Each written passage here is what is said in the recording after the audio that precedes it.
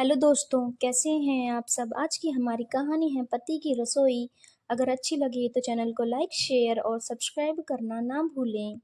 संध्या बहुत ही प्यारी सी लड़की थी। वो काफ़ी पढ़ी लिखी और शहर के प्रसिद्ध स्कूल में अध्यापिका के पद पर कार्यरत थी। उसका साधारण सा मध्यम वर्गीय परिवार था। बहुत अमीर तो वो नहीं थे, पर उसके माता-पिता ने अपनी तरफ से संध्या और उसके भाई-बहन को अच्छी परवरिश देने में कोई कसर नहीं रखी थी। घर वालों ने एक अच्छे से घर में उसका रिश्ता तय कर दिया था। जब रिश्ता तय हुआ, तब संध्या के लिए जो लड़का हेमंत पसंद किया गया था, वो भी कॉलेज में प्रोफेसर था। इस तरह सभी बातों को ध्यान में रखकर रिश्ता तय किया गया था। जिस दिन विवाह होना था, उससे कुछ दिन पहले ही हेमंत की बैंक परीक्षा का परिणाम आया। उसका बैंक पीओ के पद पर चयन हो गया था। पूरी रिश्तेदारी में बात फैल गई। लोग बधाई देने के साथ-साथ बातों-बातों में ये जता जाते कि जल्दबाजी में हेमंत का रिश्ता साधारण परिवार में हो गया है, नहीं तो बैंक में पीओ की पोस्ट पर काम करने वाले लड़के के तो एक से एक बड़े घर से रिश्ते आते हैं।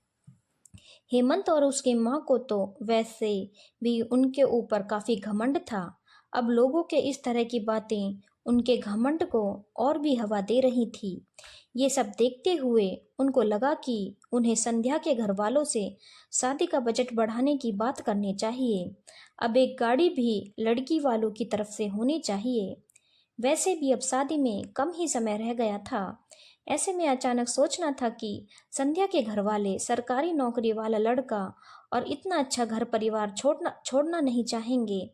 वैसे भी अब शादी में कुछ ही समय रह गया है। ऐसे में रिश्ता टूटने से लड़की पक्ष की बदनामी ही ज्यादा होती है। ये सब सोचते हुए हेमंत के माता पिता ने संध्या के माता पिता से बात की और शादी का बजट बढ़ाने के लिए कहा। संध्या के माता पिता जहां हेमंत के बैंक पीओ की परीक्षा में चयनित होने पर खुश थे, वहीं अब हेमंत के परिवार वालों की मांग ने उनकी चिंता बढ़ा दी थी। उन्होंने दुखी मन से हेमंत के घर परिवार वालों की मांग स्वीकार कर ली। शादी में सिर्फ एक सप्ताह बचा था। संध्या के माता पिता ने ये सब संध्या से छिपाया हुआ था। आखिर शादी का दिन भी आ गया। संध्या के मन में अपने भावी जीवन को लेकर बहुत उमंगे थी। हेमंत के व्यवहार का रूखापन उसने कई बार अनुभव किया था, पर उसको लगता था कि शादी के बाद सब ठीक हो जाएगा।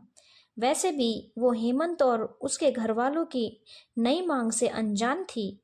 माता पिता भाई बहन के चेहरे पर उसको तनाव महसूस हो रहा था, पर उसके पूछने पर उन लोगों ने उसके बिछड़ने और शादी के काम का बहाना बना दिया। विवाह की रस्में शुरू हो गई थी। जयमाला की रस्म निपटी ही थी कि संध्या ने बहुत तेज आवाज में हेमंत के माता पिता को चिल्लाते सुना। असल में हेमंत और उसके माता पिता ने शादी में नई कार की मांग की थी, पर संध्या के पिता किसी तरह से सेकंड हैंड गाड़ी ही जुटा पाए थे। इसी बात पर वो बारात वापस ले जाने की धमकी देने लगे थे। संध्या, जो अब तक मूक दर्शक बनी सब देख रही थी, वो अपने पिता और घर वालों का अपमान सहन नहीं कर सकी। उसने जयमाला गले से निकालकर फेंकते हुए खुद ही शादी से इनकार कर दिया और बारात को वापस जाने के लिए कहा। संध्या के साहस पर सब हैरान थे। हेमंत के घर वालों ने भी नहीं सोचा था कि बात इतनी आगे बढ़ जाएगी। उनको तो लगा था कि संध्या के घर वाले उनकी मांग के आगे झुक जाएंगे, पर यहाँ तो पासा ही उल्टा पड़ गया था। अब संध्या किसी भी हालत में हेमंत से शादी करने को तैयार नहीं थी। अपने माता पिता का अपमान उसे बिल्कुल भी गंवारा ना था। बारात तो वापस चली गई थी, पर कहीं न कहीं वहां उपस्थित नाते रिश्तेदार तभी जवान में संध्या के भविष्य और उसके इस तरह के निर्णय पर सवाल उठा रहे थे। लोगों की पीछे पीठ पीछे बातें और सुगबुगाहट अभी चल ही रही थी कि सभी ने देखा कि एक सजीला सा नौजवान अनुज संध्या और उसके घर वालों को संबोधित करके कहता है कि अगर उन सबको स्वीकार हो तो वो संध्या को अपनी अर्धांगिनी बनाना चाहता है। वो कुछ और कहता उससे पहले संध्या के पिता कहते हैं कि वो कौन है। उन्होंने तो आज तक उस पहली बार उसे देखा है। उनको ये कहते ही अनुज के माता पिता सामने आ जाते हैं, जो कि जब बहुत समय पहले संध्या के परिवार के पड़ोसी हुआ करते थे। तब संध्या और अनुज बहुत छोटे थे। बाद में दोनों परिवार अलग अलग शहर में बस गए, पर फोन पर दोनों के माता पिता की अक्सर बातें होती रहती थी।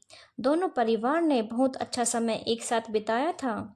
संध्या के पिता और अनुज के पिता ने एक दूसरे से वादा किया था कि भविष्य में दोनों परिवार एक दूसरे के बच्चों की शादी में जरूर आएंगे। वो लोग थोड़ी देर पहले ही पहुंचे थे। संध्या के अदम्य साहस ने अनुज का दिल जीत लिया था। वहां उपस्थित लोगों की उल्टी सीधी बातें सुनकर अनुज से रहा नहीं गया था और वो संध्या को मन ही मन अपना जीवन साथी मान बैठा था। अब अनुज के इस फैसले के बाद उसके पिता भी आगे आए। संध्या के पापा से बोले कि क्या वो अपनी दोस्ती को रिश्तेदारी में बदल सकते हैं। संध्या के पापा बिना कुछ कहे अनुज के पापा के गले लग गए। ये सब देखकर पंडित जी भी बोल पड़े कि विवाह का मुहूर्त निकला जा रहा है, वर वधू को मंडप में बैठाइए। मंडप का वातावरण जो अभी तक काफी गमगीन हो गया था, वो फिर से उल्लासपूर्ण हो गया था। सब तो बहुत खुश थे, पर संध्या कहीं न कहीं इस रिश्ते के लिए अभी तैयार नहीं थी। पर वो अपने माता पिता की चिंता और नहीं बढ़ाना चाहती थी, इसीलिए चुपचाप परिस्थितियों से समझौता कर लेती है। अनुज कहीं न कहीं संध्या की मनोदशा समझ रहा था। फेरे के पश्चात विदाई भी निपट गई। अनुज और उसके माता पिता मुंबई में रहते थे, जबकि संध्या का परिवार दिल्ली में बस गया था। पंडित जी ने कहा कि विदाई के पश्चात ही पगफेरे की रस्म भी कर दी जाए, क्योंकि मुंबई से दिल्ली जल्दी ही आना संभव नहीं होगा। वैसे भी अभी का समय भी शुभ है। दोनों परिवारों को पंडित जी की बात ठीक लगी। अनुज ने भी मन ठान लिया था कि वो संध्या के चेहरे पर मुस्कान वापस लाकर रहेगा। पग फेरे के बाद जब सब अनुज को नेक देने लगे, तब उसने कहा कि जब तक मेरी पहली रसोई नहीं होगी तब तक मैं ये नेक नहीं लूंगा। सब आश्चर्य से उसका मुंह देखने लगे। तब वो हंसते हुए बोला कि बराबरी का जमाना है। जब लड़की को नेक अक्सर ससुराल में कुछ मीठा बनाने या पहली रसोई बनाने के बाद मिलता है, तो फिर वो लड़का होकर कैसे पीछे रह सकता है। आज वो भी अपनी ससुराल में अपनी पहली रसोई बनाएगा। उसकी ऐसी बातों से संध्या के चेहरे पर भी मुस्कान आ गई। अनुज ने अपनी पहली रसोई की रस्म बखूबी निभाई।